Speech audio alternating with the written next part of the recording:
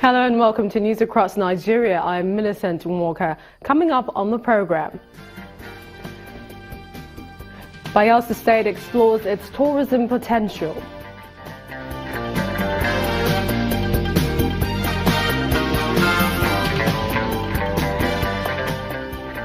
Federal government plans to resettle Bakassi IDPs.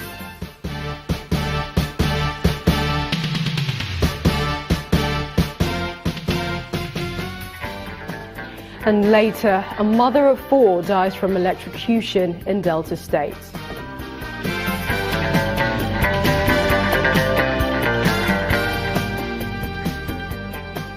Starting with the judiciary, a federal high court sitting in Abuja has set aside its orders made on the 26th of January 2017 for temporary forfeiture of oil prospecting license OPL 245 to the federal government pending the conclusion of investigations by the Economic and Financial Crimes Commission, EFCC.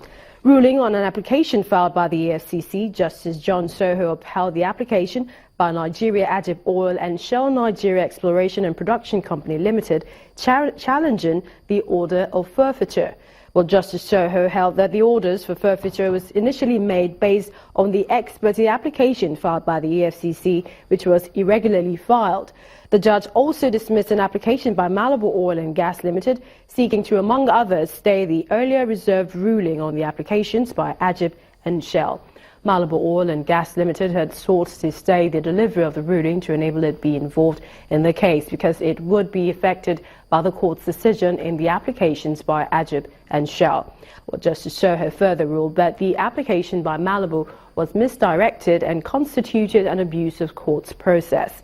The judge therefore directed parties on issues with the Malibu deal OPL 245 to file fresh cases to ventilate their grievances. And Anambra State Governor Willie Obiano is giving an account of his stewardship after 3 years in office. The governor says the 4 pillars and 12 enablers of his administration's blueprint has helped in achieving the vision and mission of transformation, especially in agriculture. He believes Anambra State has become a first-choice investment destination in industrialization, trade and commerce. Look at that. Look at this journey. I declare that our vision was to make our dear state a first-choice investment destination and a hub for economic and commercial activity.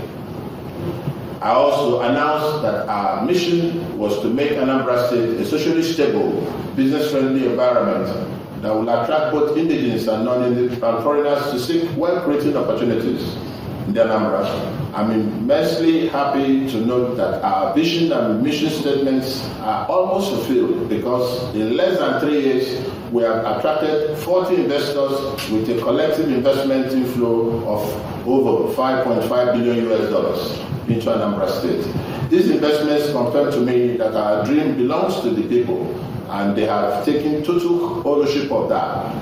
They also reconfirm to me that this administration is on the right track. Well, from Anambra to Bayelsa, tourism as an alternative to oil is drawing more attention in some parts of the country. And Bayelsa State is taking a major step, this time in the area of medical tourism. The state government has made an investment with the Director General of the National Institute for Hospitality and Tourism, Balogun Chika, is calling on other states to key in. Might not be the best of times for most states. But for some, like Bayelsa, the situation of things has motivated other ways of generating revenue, tourism development. The ongoing construction in the state has attracted national attention.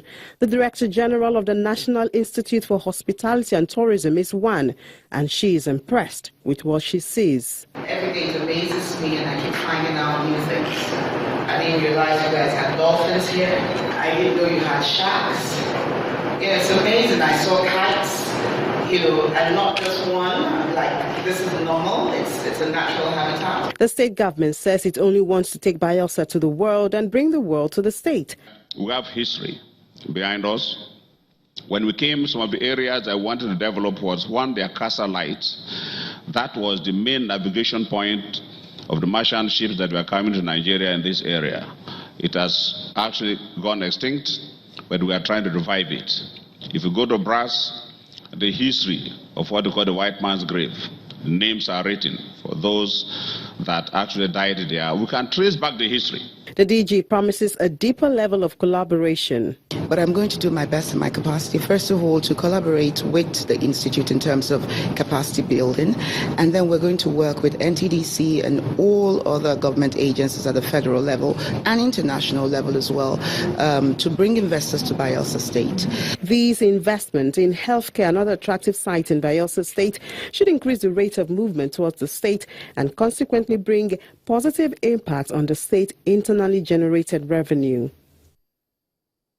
The federal government has announced plans to resettle the internally displaced persons from Bakassi. This announcement was made by the Commissioner for Refugees, Migrants and Internally Displaced Persons at the Cross River State Government House in Calabar, the state capital. She says federal government has signed an MOU with UNHCR and ECOWAS on IDP statelessness, an initiative the Cross River State Governor commends. I assure you, Your Excellency, that we will do all we can to ensure that they are integrated quickly into the country. Your Excellency, it might also interest you to know that an MOU has been signed by UNHCR and the ECOWAS on statelessness, and we as a commission, we are keen into this. The government is tackling the joint issues of statelessness and displacement.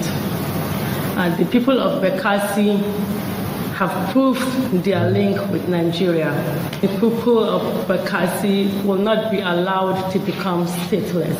I don't deserve to sit here. I don't. Because you can't say you're a governor of the people and they live the way they live.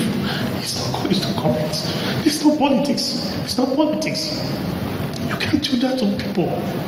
What's their crime? What's their crime? Everybody is human. I'm happy that God created death. All of us will go. So that you who live in that your mansion and you watch somebody in that level of pain and you think it's just politics. It's not politics. Bakassi has only 1,900 votes. And so if it's politics, that's not where we focus. It's humanity. It's the feeling that you have a heart, you have a conscience. I cry because I just think that we suddenly, Africans have found themselves in a situation where there's no more logic, there's no more fairness, there's no more culture. What's African in us? Remember the allegations of toxic waste in cocoa? Well, the Delta State government says it has concluded a laboratory test result to ascertain whether or not the waste in Cocoa Village is toxic. The Commissioner for Environment told the press conference that the sample results collected show that it's non-toxic.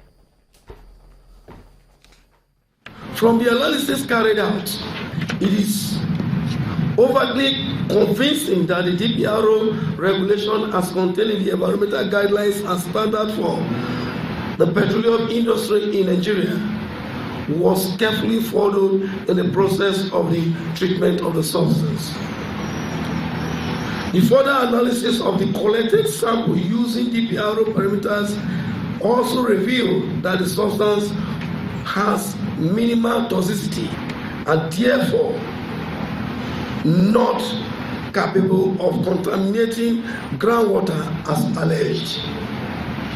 The result also shows that the substance has no serious threat to human health, aquatic lives, vegetation, and environmental sustainability. Consequently, no environmental remediation will be required as samples falls below DPRO intervention values. The sample collected from the EPECO Global Link Limited in cocoa is a solid non-toxic waste. And when news across Nigeria returns, international agencies partner with states in Nigeria for further development. Join us again.